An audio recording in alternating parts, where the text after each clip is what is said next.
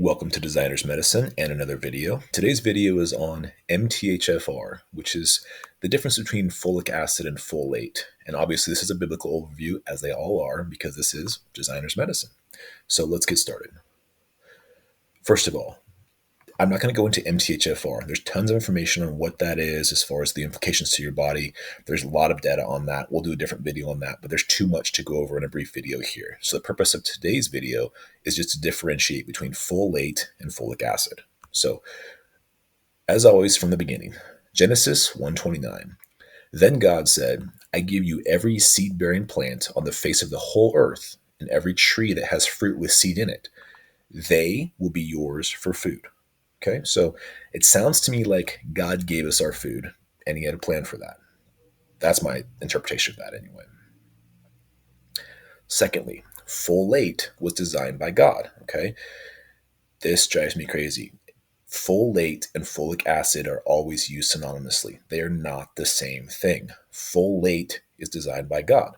The word folate is derived from the Latin word for leaf, which is folium. Okay, which makes sense because foods high in folate are things like broccoli, spinach, greens, lettuce, all kinds of vegetables have high levels of folate. Folic acid. Okay, folic acid is not designed by God. It is designed in a lab by man. Okay, when you look at this, you can see right here on the left, you have folic acid. On the right, you have folate. Now look at the difference. You can see down there at the bottom, you've got double bonds that are on the folic acid that are not on the folate side. You've got nitrogen and hydrogen on the folate that are not on the folic acid side. They are not the same molecules. So this is a lesson that I learned a long time ago when dealing with hormones.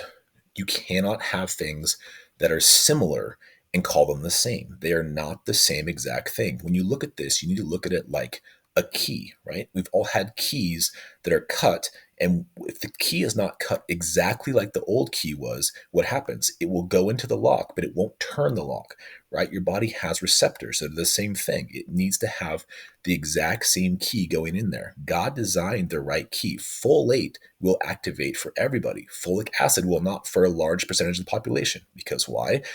One was made by man in a lab, and one was designed by God. It really is that simple. All right, and just as a further explanation here, folic acid has an MSDS sheet. So an MSDS sheet, if you're not aware of that, is a material safety data sheet, which gives you information on what the material is and the risks and possible precautions you have to take. Okay, so we're going to go to that right now. So we're going to go to Pfizer because, if you can't trust Pfizer, who can you trust, right? So we're going to go to Pfizer's MSDS sheet. So when you see the beginning, there's the folic acid. It'll tell you what it is. But what I want you to notice down here is it says it's non-hazardous. Of course, it's non-hazardous. We give it to everybody.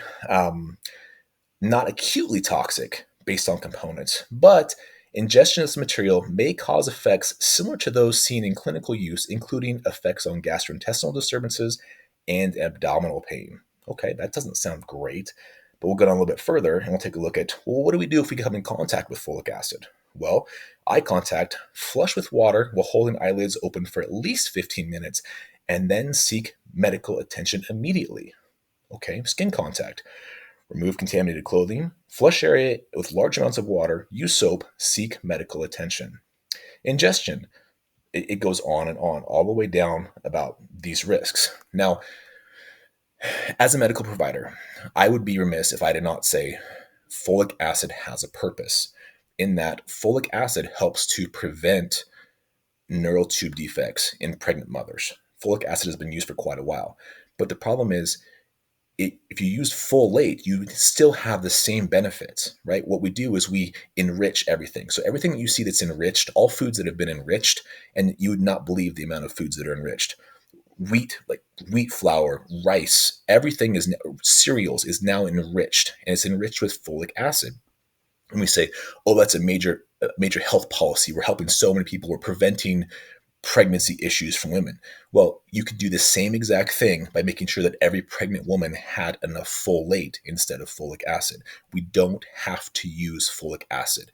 It's a macro policy that is designed possibly with the best intent with people in there, but it's causing a lot of problems. It's kind of similar to, you could save a starving child by giving them fast food 3 meals a day.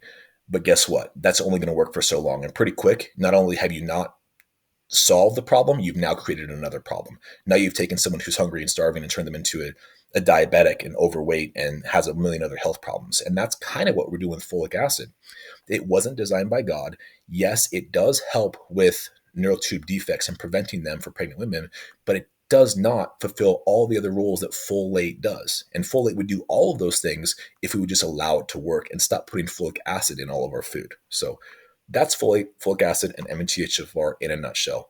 Once again, thank you for being on Designer's Medicine, and thank you for taking your health into your own hands.